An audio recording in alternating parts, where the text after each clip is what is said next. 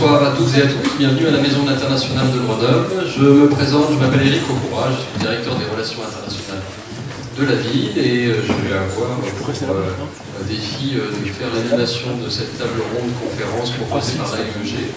Je vous souhaite la bienvenue à aussi une conférence qui affiche complet et ça nous fait plaisir de voir que les événements qu'on organise les jeudis soirs en lien avec des associations, avec des établissements publics du territoire grenoblois ont de plus en plus de succès, même quand on est dans des secteurs qu'on pourrait imaginer de niche. Et finalement, le thème de l'innovation et de la recherche en Russie mobilise.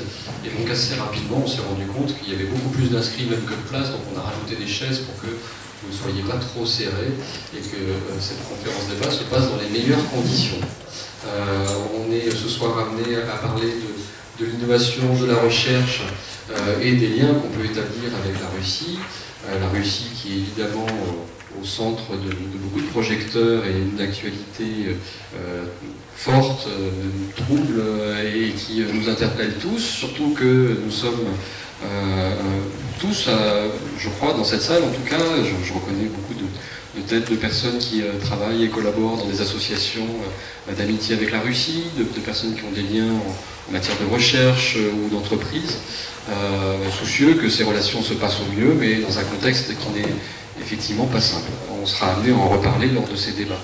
Je voudrais aussi vous rappeler que Grenoble entretient des relations à travers le tissu associatif avec plusieurs territoires russes, mais si on doit parler particulièrement d'innovation technologique, j'ai évidemment en tête le partenariat qui a été signé il y a quelques mois avec le cluster de Zelenograd, à l'initiative d'ailleurs, et je sais qu'il est au fond de la salle, de ST Microelectronics qui a encouragé ce partenariat de cluster à cluster, et avec des actions très concrètes qui sont menées notamment avec l'université Joseph Fourier. C'est dire que ça reste très vif et que ce n'est pas un hasard si on accueille cette conférence débat ce soir grâce à l'AEG. Puis je voudrais aussi souligner la présence de représentants de l'ambassade de Russie à Paris avec nous ce soir. Pour présenter les trois personnes qui nous feront des présentations courtes, des présentations de 20 minutes qui susciteront ensuite un peu de débat, je vais essayer de ne pas écorcher les noms ni les titres parce que nous avons des personnes remarquables qui ont des parcours assez complets. La première intervenante sera Valeria Lobasenko, ici présente. Bienvenue Valeria, doctorante à l'Université Pierre Mendès France, en sciences éco, au laboratoire d'économie appliquée de Grenoble. Voilà, elle sera amenée à nous parler notamment du contexte de la recherche en Russie et du contexte de soutien national. Il faudra que Valeria nous quitte assez vite, donc on aura 2-3 questions avec elle après son intervention et après il faudra la libérer pour qu'elle puisse rentrer sur Lyon. Suivra Éric Brunat, qui est enseignant-chercheur à l'université de Mont-Blanc-Savoie, ou Savoie-Mont-Blanc, qui a un parcours là aussi très fourni. Il a notamment travaillé pour le PNUD en Russie, en Biélorussie, en Moldavie. Il est chargé de cours à l'IEP de Grenoble.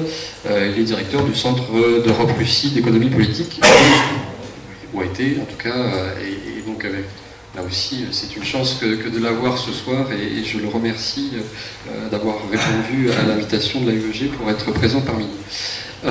Et puis le dernier intervenant, bien connu à Grenoble, Michel Zigone, qui est membre de l'AEG, qui s'occupe notamment du groupe Russie de l'AEG que la ville de Grenoble soutient, qui est un ancien COCAC, conseiller culturel de l'ambassade de France à Moscou, et puis qui est un professeur retraité de l'université Joseph Fourier.